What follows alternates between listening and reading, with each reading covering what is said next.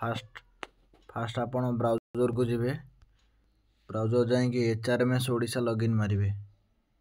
HRMS ID आसला सेठी हाथ मारिबे तापर ए भला गोटे इंटरफेस खोलिबो सेते तो देखौजी लॉगिन यूजिंग OTP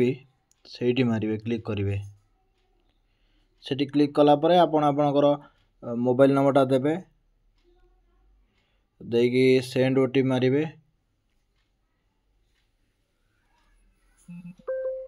तापर OTP आसी गला से OTP टा आपण देबे OTP दे सारला परे वैलिडेट OTP लिखिबो सेठी हाथ मार देबे आपनकर HRMS आईडी आसी जिवो तापर आपण ए जोटा देखौची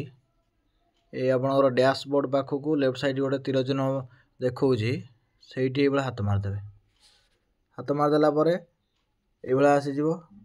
तापर तळुकू आपनकर जो न्यू देखौची ता ऊपर को देखो न्यूटा धबधब होउची ता ऊपर को माय प्रोफाइल देखौची सेठी हाथ मारिबे सेठी क्लिक करिवे सेठी क्लिक कला परे ए भले आसीबो एटी देखंतु first page personal information language तापर आइडेंटिटी अछि से आइडेंटिटी रे क्लिक करिवे आइडेंटिटी क्लिक कला परे आधार जो देखाउची 2 नंबर सीरियल रे एठी आपनकर आसीबो